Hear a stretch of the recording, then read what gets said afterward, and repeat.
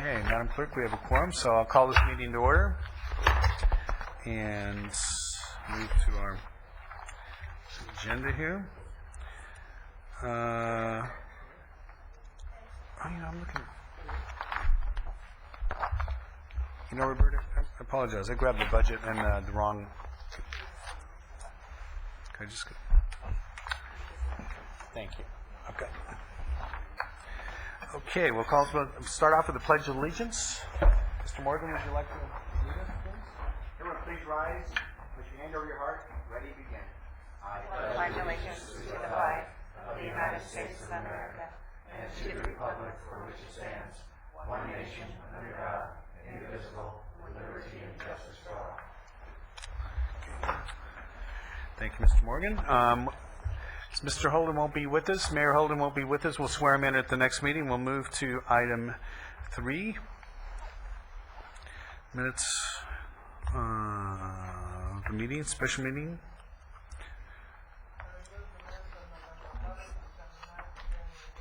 Second. Thank you. Any opposed? Nope. One abstention. One abstention for Member Saragosa. Two. Okay. Thank you, Member Miller. All right. Thank you. We'll move to item 4, board comments. Any comments from board members? Mr. Chair, Yes. real quickly, I know we all received this, but I'd like to congratulate Keith Duval on his promotion to the position of Deputy Air Pollution Control Director. Congratulations, officer, and years of service with us and certainly expertise, and good to see that happen, Keith. Second thing I would mention is that there is the California Air Resources Board has a new vehicle scrap program, and it is to promote that old vehicles get off our road, improve our air quality, and so they've done some changes with the program that provide greater flexibility to incentivize that happening. And I think it's just something that if we post on our website or put a connection to it, or I know there are other agencies involved, perhaps also in the public education piece, but it's a good piece. Thank you. Member Morgan, thank you. I was Commissioner Member. I'd also like to, somewhere at the end, have the staff talk about what happened at the meeting in Santa Barbara, because there's a couple interesting things about San Luis Obispo's status and so on. So, Mike, I'd like you, if somewhere along the line, address what we picked up at that meeting, because it's, I don't know if it'll be now or later in the agenda. We can do it in a moment. There's a few things that affected, that's kind of interesting to how it affected us, it's affected them also. That's the Basin-wide group, is that? Yeah, actually, the minute, as soon as the San Luis District completes the minutes, we'll be providing those to your board in their entirety, and I would expect that with probably in the April timeframe. But I realize it's not on the agenda. I'm not supposed to go into a whole lot of detail on that, so I'll defer to County Council on how much I can. Well, good. We'll get it on the record and get a report back at Right. another date. That'd be great. Thank you for bringing that to our attention. Any other comments? Okay. All right. We'll move to, there's no closed session 5. Okay. Consent items, agenda, items 7 and 8. I don't have any public speakers. Okay, thank you. Motion, seen anybody opposed? No. Motion carries. And, okay, we'll move to item 9, presentation of service awards to Larry Scott for his 38 years of service. Congratulations, Larry. This is a unique presentation. Generally, we don't let your board know when people are retiring, but as you're aware, last year was our 40th anniversary, and Larry's going to be retiring, Larry Scott, with 38 years of service. So that's quite remarkable. And I said, well, anyone breaks 35, we're going to recognize them at the board, because that's something quite unique. When I first started at the district, I just have a lot of memories of Larry. I went on my first inspection, and it was an old-fashioned Stoddard solvent dry cleaning facility in the city of Camarillo. And we went out there, and as we walked in, we noticed, the lint trap cover was off, and the solvent was exposed to the atmosphere. And then the proprietor, an elderly man, came up and said, "Oh, Larry, I know you warned me about this, and I guess I'm getting a ticket this time." And Larry said, "Well, yeah, I guess I'm gonna, And that's just Larry's approach. I think that's one of the reasons. He was very fair in the field. especially working with small business.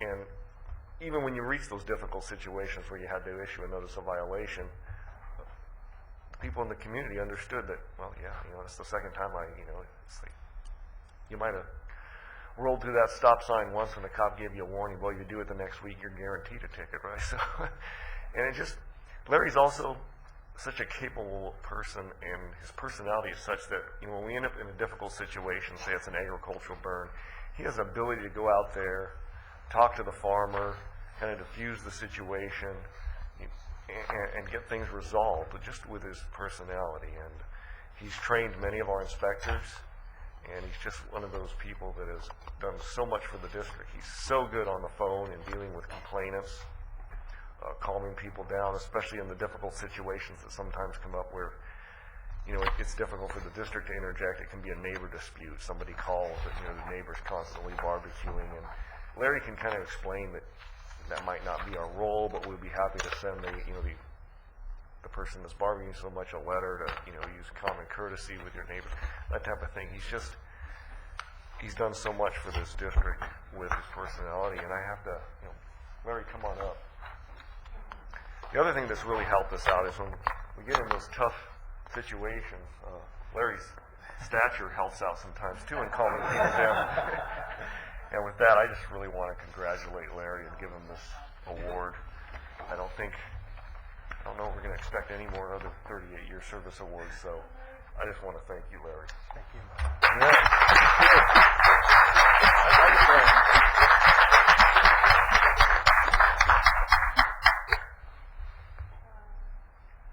I just want to add one thing. When I first started as air pollution control officer, for some reason we just got involved in a lot of real difficult violations. We had Halico, Pacific Custom Materials, all basically in my first year, and I just, I was stressed. Okay, you just don't want to make a mistake, especially when you're going to be going to court. And I just remember Larry would come by, he'd stick his head in my office and said, "Don't worry, Mike, we've got your back." So I just, boy, that meant a lot to me. Larry, a few words, please. Well, I just want to thank everybody. I started with the County of Ventura when I was 20 years old. Mike is the 6th APCO that I've had the privilege of being with. The first one was Jim Lair, Lynn Coster, Phil White, I guess Richard Baldwin, Jan Bush was in there, Richard Baldwin and Mike. So it's been quite a journey. My family and I have been with the county for many, many years. I'm going to stay with the county healthcare. I'm going to stay in the county. I love Ventura County. But it's a bittersweet because I love what I do. But it's just something you can always, tomorrow is always tomorrow. But the reality is I'm getting a little older. I have a beautiful family, beautiful wife. We're going to celebrate our 35th anniversary. 38th anniversary, whoops. That's what she said. She probably held up 38. So 38 has just been, it's just a good number. And it's just been wonderful. So I just want to thank all of you for, having the privilege to work for the board and for the district. So thank you very much. Well, Larry, congratulations again, and thank you for your commitment to the public service and to the APCD. We really appreciate that. Thank you so much.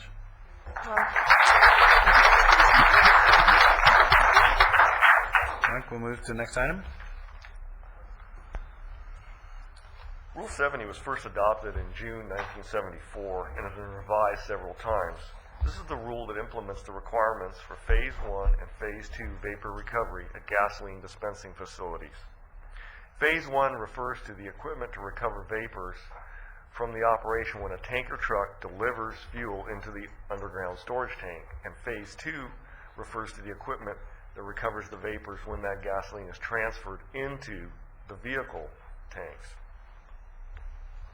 The main reason we're before your board today is that with this rule action is guidance from the U.S. EPA and a request from the California Air Resources Board to provide an exemption from Phase 2 requirements for stations serving fleets where 95% of the vehicles are equipped with onboard refueling vapor recovery, and to address stations dispensing E85, an ethanol-based fuel. The way this new onboard refueling vapor recovery, we refer to as ORVR works, is older vehicles had a carbon canister to deal with the vapors, what we call diurnal emissions, when the car sat in the sun or was parked. There's gasoline vapors, it captured those. What they've done is they've improved the canister, they've made it larger, and now it can actually handle the emissions of those vapors when fuel is being put into the tank at the dispensing facility. So it alleviates the need for the Phase 2 equipment. And the other thing is we're dealing with the case of the one facility that would be dispensing E85, which, as you're aware, is 15% gasoline, 85% ethanol.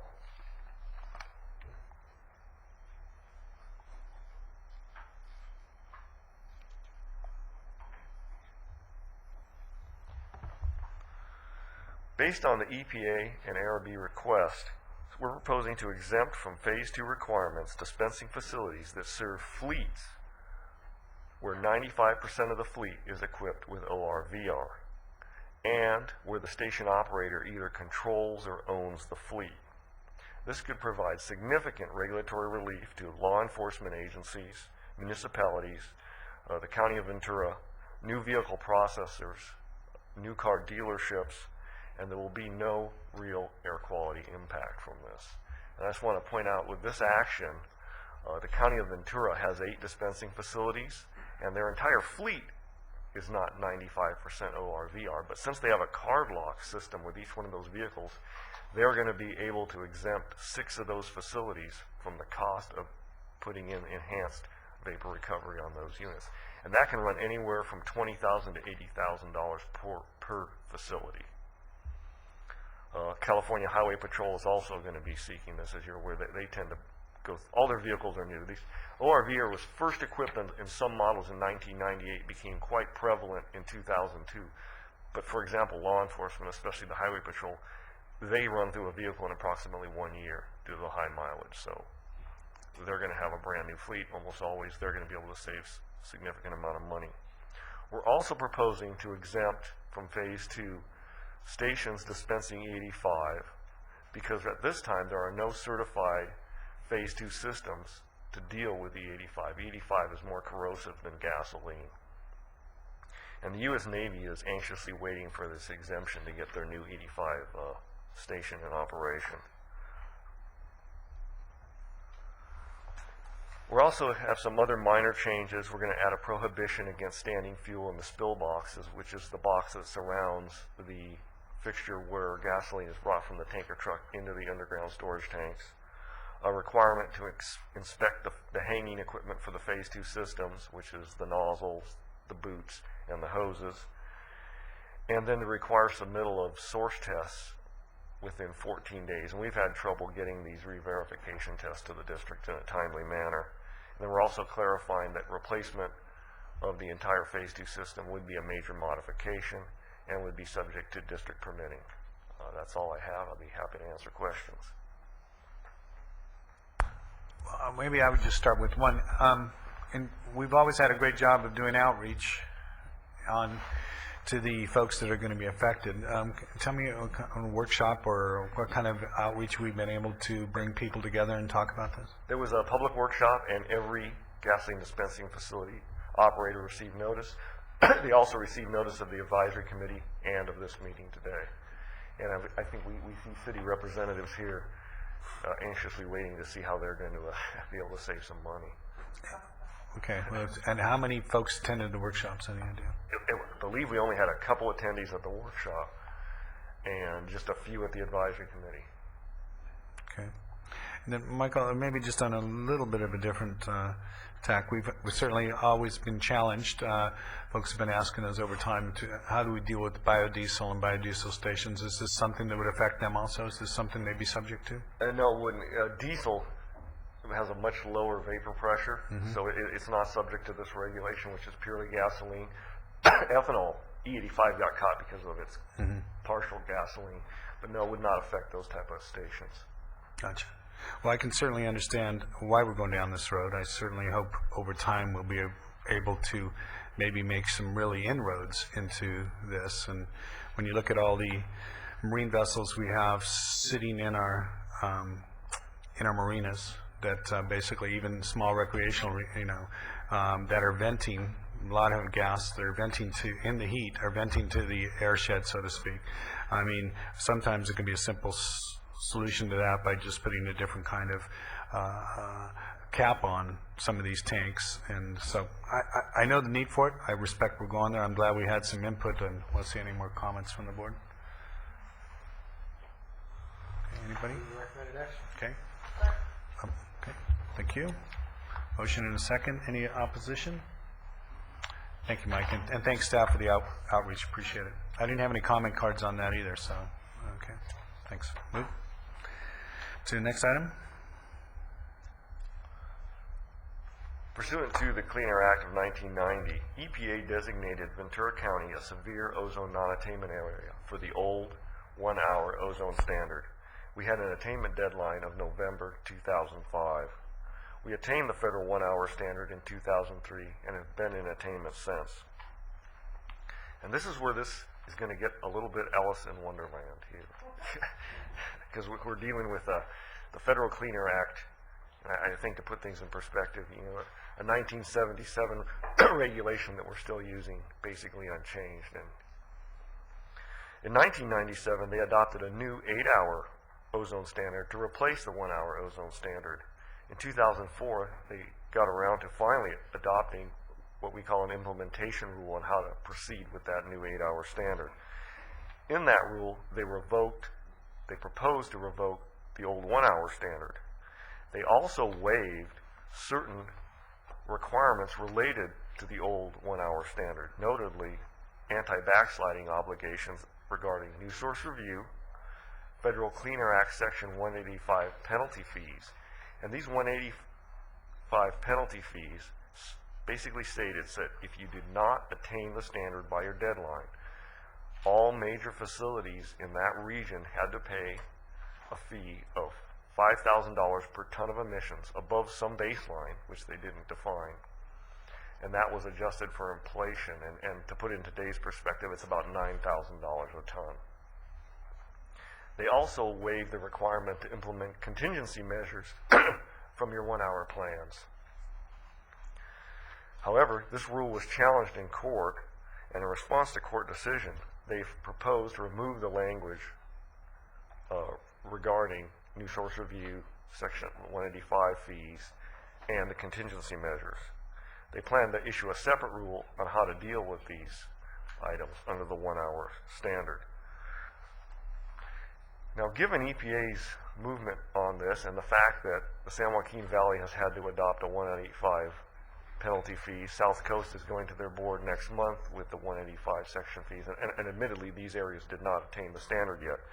We've been working with EPA, and we're proposing that your board request a formal finding of attainment of the 1-hour standard. This finding would also establish that we fulfilled our obligation to attain the standard, and would make it clear that we are no longer subject to the 185 penalty fees or implementation of the contingency measures, which makes complete sense because we attained the standard. EPA has already approved similar findings for Washington, D.C. and Trenton, New Jersey. And they're supportive of Ventura County's action here. Our recommendation would not address new source review because under California law, we cannot relax new source review regulations, and nor do we think it's appropriate with our continued work towards the 8-hour standard. I just want to make it clear that even removing the contingency measures does not change any obligations for control measures to achieve the more stringent 8-hour standard, which, as your board's aware, we're working towards via our new air quality management plan for the 8-hour standard. This action is going to protect both the district and the regulated community, the major sources, from any potential challenges that we do not fulfill our obligations under the 1-hour standard. And I'll be happy to answer questions. I know that was probably quite complicated. If I could, Mr. Chair, my question is, I understand that all perfectly. I could take a test on it, and I'm sure I can. really, it's just a process question about the board letter as I was reading this. I mean, in the recommended action, you identify, you say, request of the United States Environmental Protection Agency to make certain attainment and applicability findings regarding Ventura County's air quality effects. It seems to me that then when I said, well, maybe those findings are all very long and complicated and they wouldn't fit in here. But when I turned into the board action, it basically says, make the finding, where did I put it here now? Make the finding that we've attained, Ventura County attained the revoked federal 1-hour ozone standard. I just think it's more, it'd be more informative for the public, instead of saying to make a certain attainment. If it's almost the same phrase, tell us what it is that it is. But with that, I certainly support this action. Any other questions? Okay. Pleasure of the board. Move the recommended action. Second. Okay. Any opposition? Seeing none, Madam Clerk, passes unanimously. Thank you, Michael.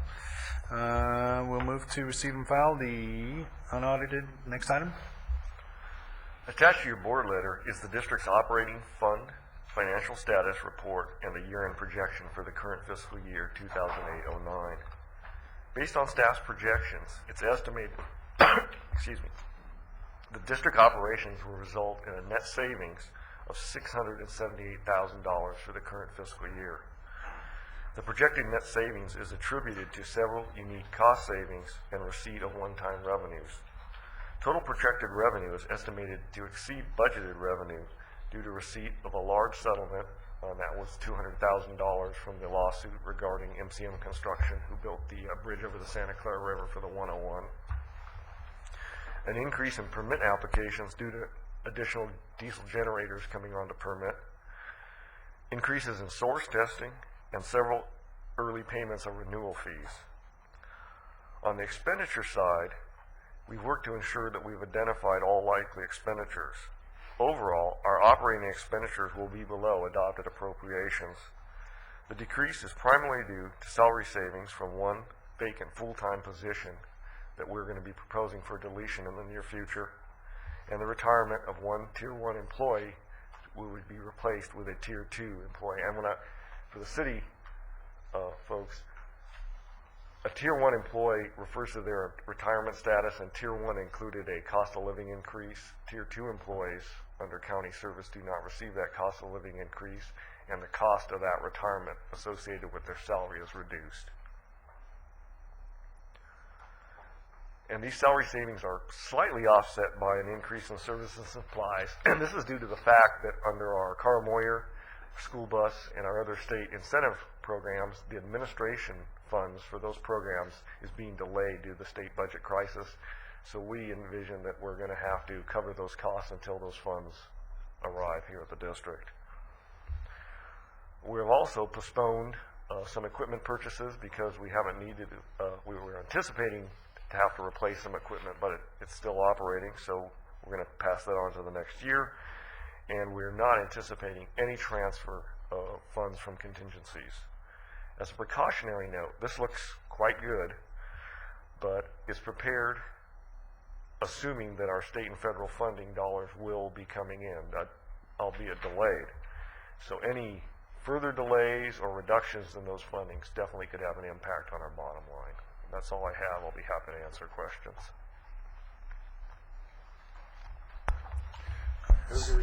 Okay, thank you. Motion and second. Any opposition? No? So, done. Thank you, Mike. Okay. Correspondence? Receipt? Got it? Got it. Yeah, no, it was nice. Thank you. Congratulations, Barbara. Nice. You got the original copy with the signature and autograph, so you can put that up on eBay. Probably make a little something on there for his. Someday. Right. It's not good. Okay. So no public comment. I'll go ahead and move to adjourn. Thank you.